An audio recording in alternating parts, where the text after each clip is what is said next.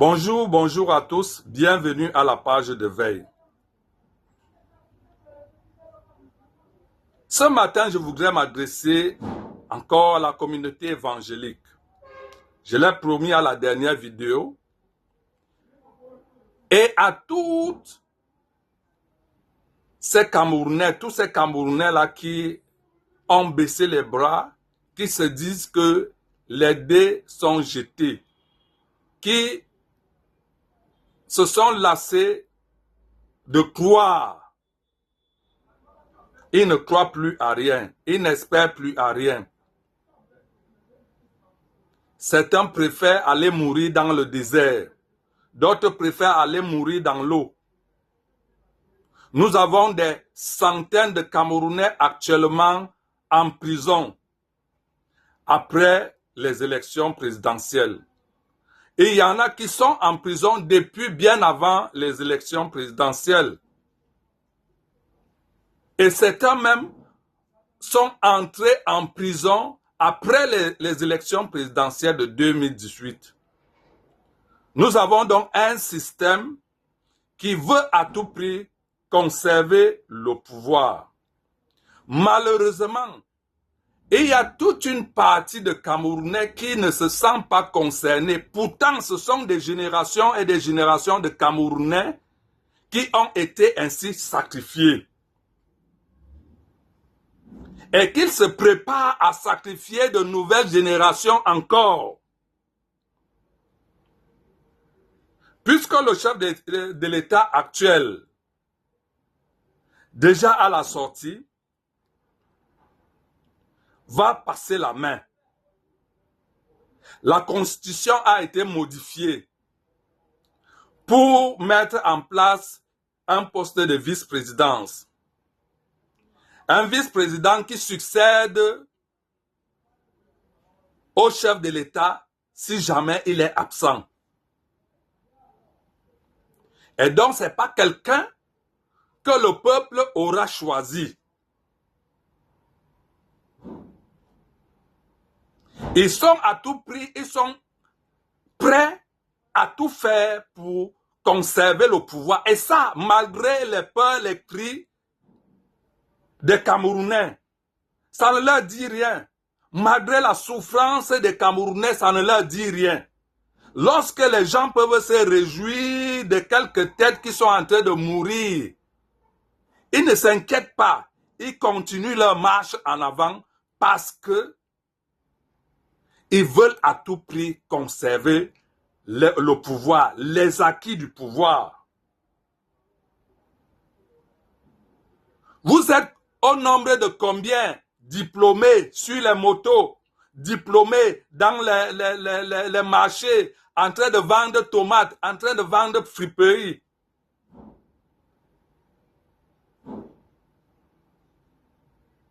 Je voudrais vous rappeler que vous êtes des citoyens.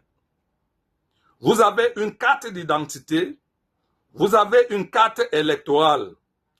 Voilà comment, parce qu'ils avaient peur d'être trahis pendant les élections législatives et municipales, ils ont prorogé le mandat des députés jusqu'à février 2027.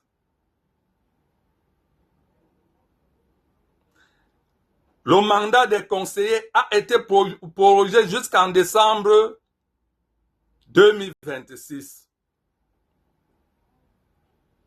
Écoutez, pendant qu'ils sont en train de s'organiser pour conserver le pouvoir, nous devons nous organiser également pour contrecarrer leur plan.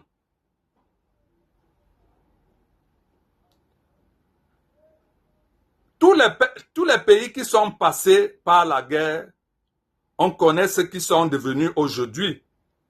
La Libye, la Côte d'Ivoire, Centrafrique, Tchad. Lorsque vous regardez l'état de ces pays-là, ça montre bel et bien que l'après-guerre ne certifie pas un développement rapide. Ça ne change pas de vie. Cependant,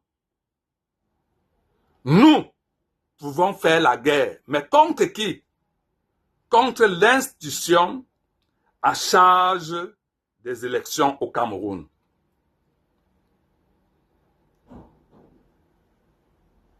Les démons que vous chassez dans les églises, qui, pour vous, vous empêchent d'avoir des emplois, d'avoir une vie meilleure. Je vous dis, le vrai démon qu'il faut chasser, c'est le RDPC. Le RDPC est le démon qui a sacrifié des générations de Camerounais. Alors, il faut aucun député RDPC. Aucun député RDPC, aucun député, aucun maire RDPC. C'est possible. Ils se sont apprêtés lors des élections présidentielles.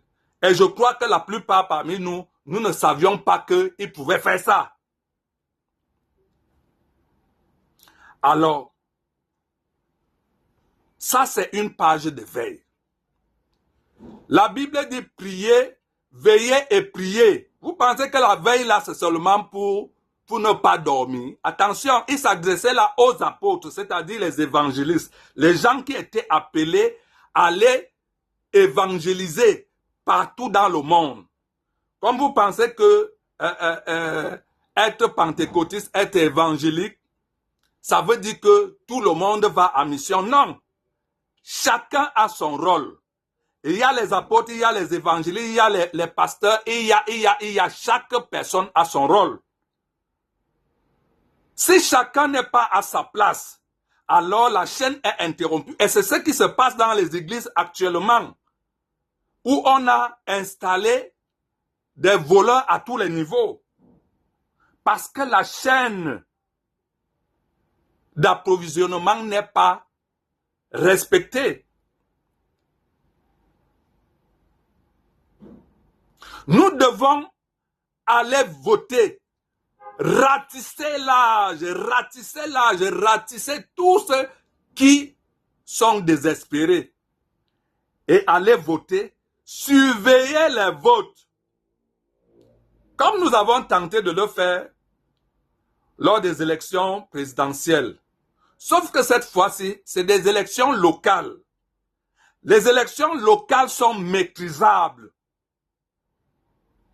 Lorsqu'il s'agit d'une élection nationale, comme nous l'avons eu lors des élections présidentielles, c'est très difficile parce que les données partent de partout dans le pays et sont orientées vers un centre. Par contre, les législatives, les municipales, c'est une affaire locale.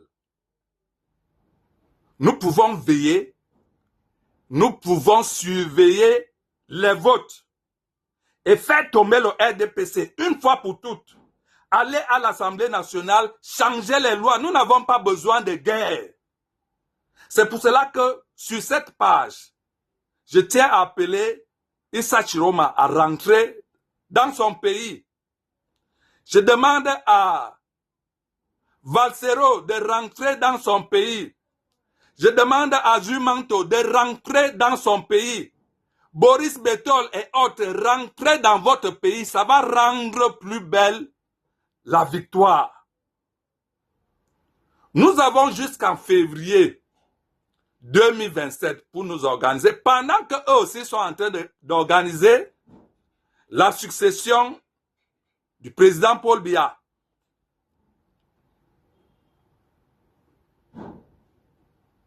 Et là, ça sera la vraie guerre à l'égard de chaque fraudeur. Israël protège son territoire avec des armes lourdes, avec le soutien des Américains. Lorsque les gens violent les lois et qu'ils savent que c'est eux qui appliquent les lois, faut un contrepoids, un contre-pouvoir en face. Et le pouvoir, le vrai pouvoir, c'est la population. Si tu n'as pas ta carte d'électeur, tu n'as pas ta carte nationale d'identité, c'est le moment de le faire. Ils ont fait ça pensant qu'ils sont sages. Mais leur sagesse là va retourner sur eux. Nous ne voulons pas de guerre parce que les lendemains de guerre sont incertains. Mais nous pouvons gérer les élections locales et nous rassurer que le RDPC est dehors. Nous rassurer que nous sommes représentés à l'Assemblée nationale pour faire les lois qui vont assurer l'avenir des Camerounais. Parce que chacun devrait rendre compte. Ils savent ce qu'ils ont fait. Et ne pensez pas qu'ils vont lâcher. Ils vont pas lâcher prise. C'est à nous. Aussi longtemps que nous sommes citoyens, qui ne nous ont pas ôté cette citoyenneté, de jouer le rôle. Regardez tous ces Camerounais. À Yoko, il y a toute une prison là-bas qui s'appelle Issa Chiroma. C'est-à-dire, tous les prisonniers politiques des dernières élections ont pris tout... Donc, la zone a pris carrément, la cellule a pris carrément le nom d'Issa Chiroma. Ça fait rire.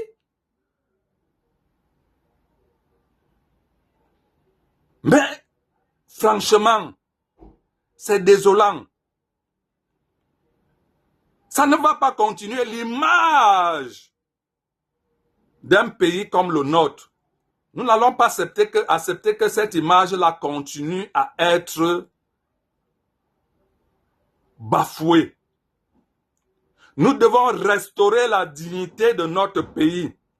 Et je rappelle aux hommes en tenue, policiers, gendarmes, qui couvraient le pouvoir, que je vous préviens, ce n'est pas une menace, ce n'est pas pour vous faire peur.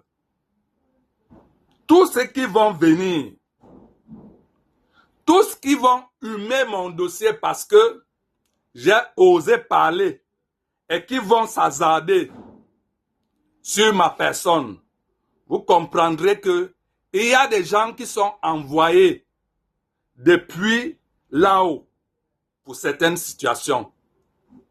Comme tu arrives là,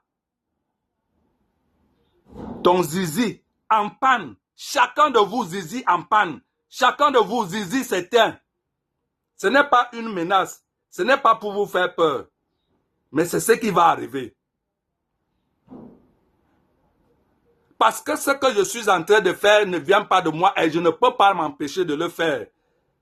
Et nous allons gagner le terrain. Et nous allons gagner les élections. Nous allons restaurer cette nation.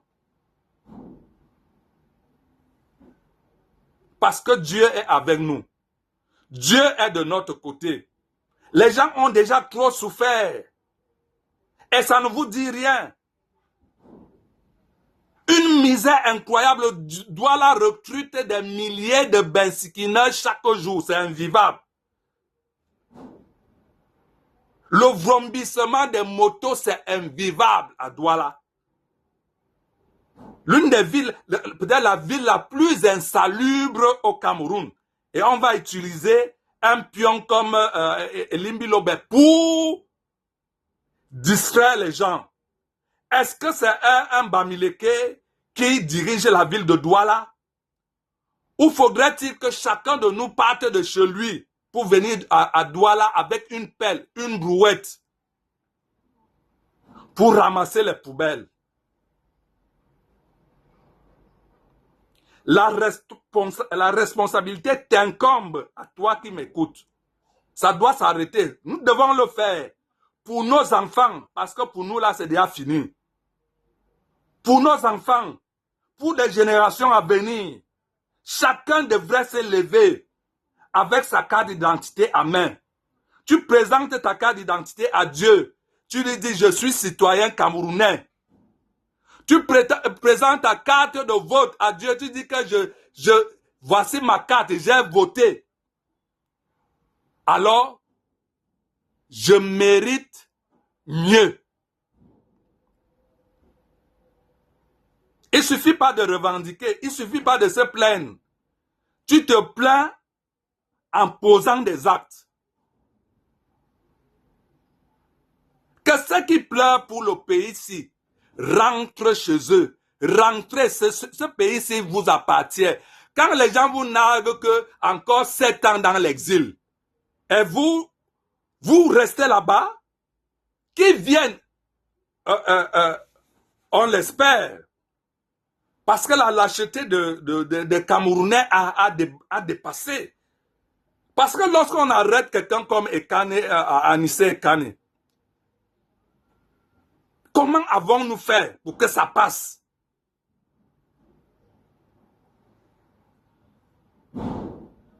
Lorsqu'on arrête, comment ça s'est passé pour que ces gens restent en prison et ils meurent?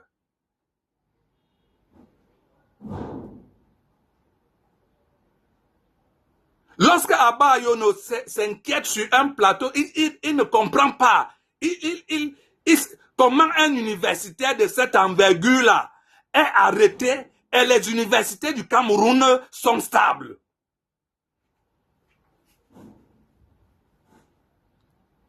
Il y a quelque chose la sorcellerie qui a attaché les Camerounais. Cet esprit-là doit tomber. Nous allons prier et nous allons passer en action. Question de temps.